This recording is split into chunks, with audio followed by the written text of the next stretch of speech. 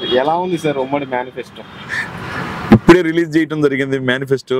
మరి మీరందరూ చూసారు. ఆ మేనిఫెస్టోలో యాక్చువల్గా ఉమ్మడి మేనిఫెస్టో వెనక ఉమ్మడి మేనిఫెస్టో ప్రజాగళం అనేది మేనిఫెస్టో పేరు చెప్పారు. అక్కడ ఉమ్మడి మేనిఫెస్టో ఎక్కడుందో నాకు అర్థం కాల.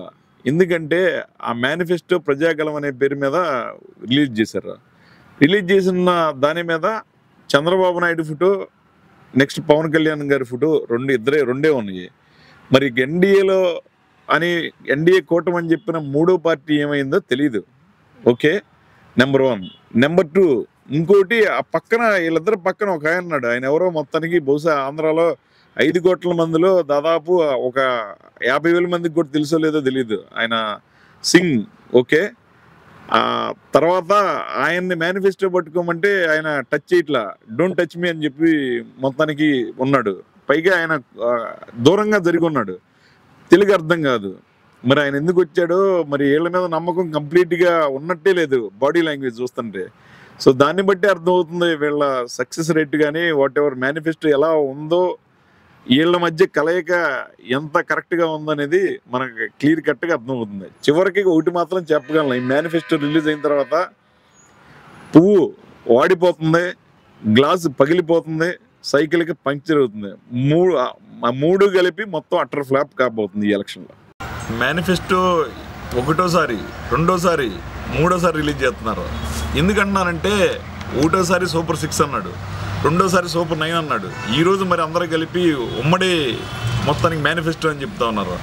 మరి మొన్న సూపర్ 6 అని మొదలుపెట్టిన ఇది ఏం చెప్పాడమ్మా, మహిళలకు 3 సిలిండర్లు ఉచితంగా ఇస్తాన్నాడు, మహిళలకి బస్సు ఫ్రీగా ఇస్తాన్నాడు, అలాగే ఫార్మర్స్కి రైతులకి 20,000 రూపాయల ఆర్థిక సహాయం చేస్తున్నాడు. అలాగే అమ్మఒడి కింద అంటే అమ్మఒడిని మొత్తం జస్ట్ పేరు ఒకటి టైటిల్ ఒకటి మార్చారు. జగన్ గారిది కాపీ చేశాడు. 15,000 తల్లికి వందనం అని చెప్పేసి ఒక్కొక్క పిల్లాడికి ఎంతమంది పిల్లలున్నా అన్ని 15,000 ఇస్తానన్నాడు. తర్వాత ప్రతి మనిషికి, ప్రతి ఉమెన్కి 1,500 రూపాయలు పర్ మంత్ ఇస్తాన్నాడు. ఇది 18 ఏళ్ళ నుంచి 59 ఏళ్ళ వరకు ఉండే వాళ్ళకి.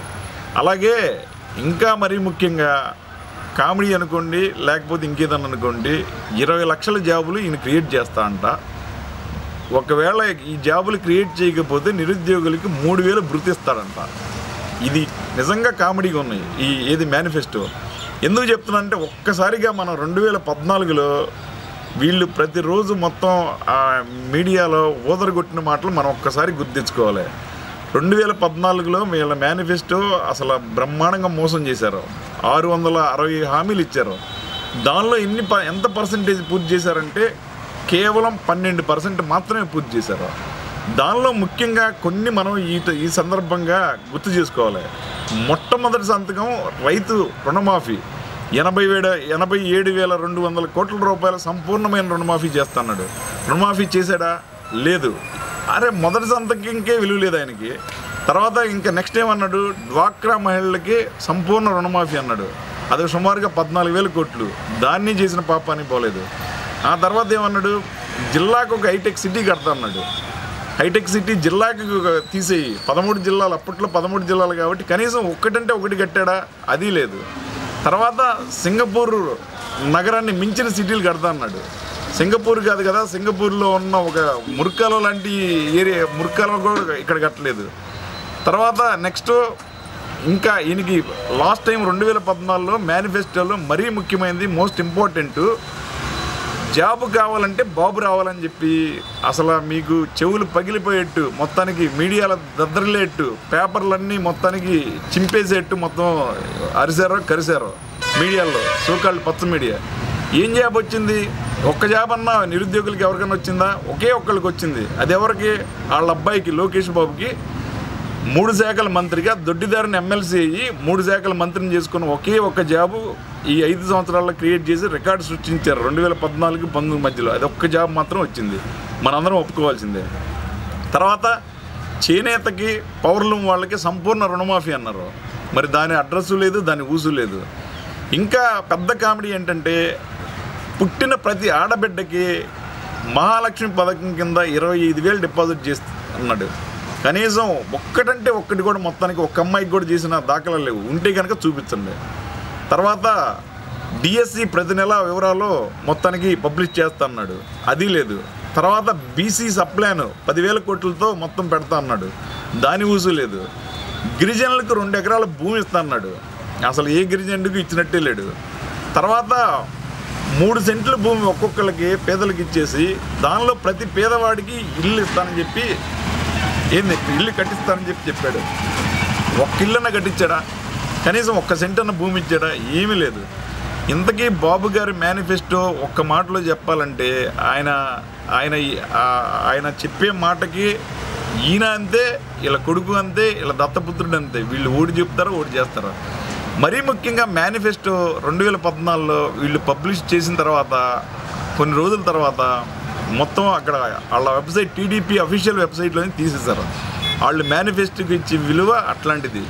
అలాగే 2019లో ఇప్పుడు మొత్తం సూపర్ 6తో పాటు ఈ పథకాలన్నీ కొత్తగా రకరకాల వికలాంగులకు 6,000 అంటాడు, మొత్తానికి ఇంకా చాలా చెప్తా ఉన్నాడు. దీనికి కానీ ఒక్కటన్నా నమ్మశక్యమేయట్లేదు. ఒక్క మాటలో చెప్పాలంటే ఇది కేవలం నీటి మీద రాత మాత్రమే. కాబట్టి జనం డెఫినెట్గా నమ్మరు. ఎందుకంటే నువ్వు 14 ఏళ్ళ పరిపాలనలో మొత్తానికి ఏ ఒక్కరోజు ఏ మాట నిలబెట్టుకోలేదు. అలాగే నువ్వు కేవలం 12% మాత్రమే మొత్తానికి నువ్వు చేసావు మేనిఫెస్టోలో, అది కూడా 620లో.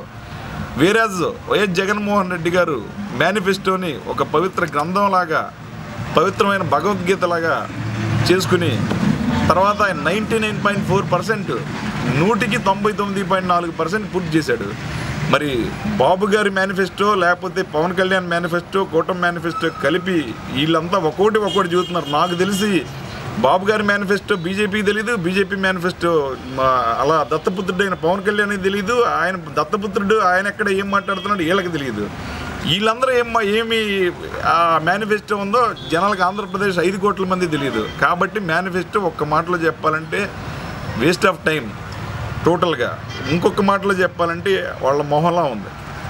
సార్ జగన్ గారి మేనిఫెస్టో గురించి చెప్పాలంటే, జగన్ గారి మేనిఫెస్టో ఇంతకుముందు ఏదైతే నవరత్నాలు ఉన్నాయో అవన్నీ ఏదైతే చెప్పారో అదే చేశారో, ఏదైతే చేస్తారో అదే చెప్తారో. అబద్ధపు హామీలు లేవు, బూటకం మాటలు లేవు, నాటకాలు లేవు. తర్వాత క్లియర్ కట్గా ఉన్న పథకాలన్నీ కొనసాగిస్తా. అలాగే పెన్షన్లు వచ్చేసి 3,000 చేస్తున్నారు, 3,000 చేశారు కదా 5 సంవత్సరాల్లో. అలాగే 3,500 చేస్తానంటున్నారు, అది కూడా ఎప్పుడు చేస్తానన్నారో క్లియర్గా చెప్తా ఉన్నారు. అలాగే అమ్మఒడి ఇంకో 2,000 పెంచుతానంటున్నారు. అలాగే రైతులకి మరింత భరోసా, చేనేతలకి మరింత భరోసా. అలాగే పెండింగ్లో ఉన్న ప్రాజెక్టులన్నీ కంప్లీట్ చేస్తూ ఉన్నారు. అలాగే హెల్త్కి, విద్యారంగానికి, వైద్య రంగానికి మొత్తం కంప్లీట్గా భరోసాగా ఉంది. ఆరోగ్యశ్రీ తీసుకోండి, లేకపోతే రేషన్ కార్డు తీసుకోండి. నెక్స్ట్ ఉన్న పెండింగ్లో ఉన్న పేదలకు ఉన్న పట్టాలు కానీ, ఇళ్ళ పట్టాలు కానీ, ఇల్లు కానీ కంప్లీట్ చేయటం, ఇంతకు ముందు స్టార్ట్ చేసినవన్నీ కంప్లీట్ చేయటం, దాన్ని మరింత ముందుకు తీసుకెళ్ళటం.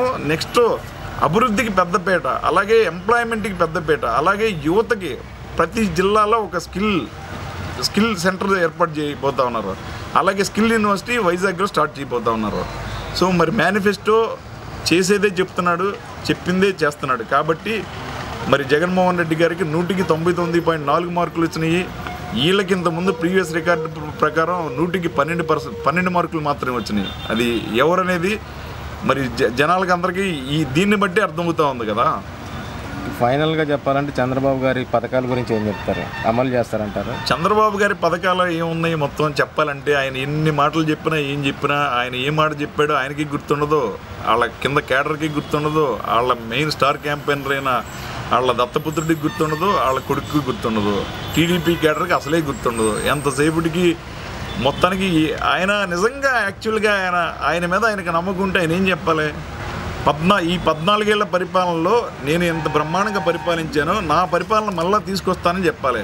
లేకపోతే నా మేనిఫెస్టో ఇంతకుముందు ఇచ్చాను, నేను ఇంత పర్సంటేజ్ చేశాను అని చెప్పాలి. ఆయన ఎక్కడన్నా మేనిఫెస్టో గురించి చెప్తా ఉన్నాడా? ఆయన ఎక్కడైనా సరే మొత్తానికి నేను నా చంద్రన్న పరిపాలన తీసుకొస్తామని చెప్పి ఆయన చెప్తున్నాడా?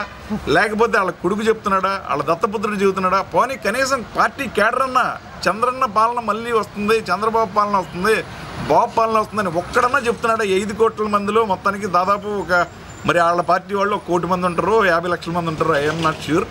ఒక్కడంటే ఒక్కడన్నా చంద్రన్న పాలన మళ్ళీ తీసుకొస్తానని చెప్పే దమ్ము ధైర్యం ఉందా వాళ్ళకి? ఈ ఒక్క దానిలోనే అర్థమవుతుంది కదా చంద్రబాబు గారి క్రెడిబిలిటీ ఏంటి, చంద్రబాబు గారి మేనిఫెస్టో ఏంటి అనేది.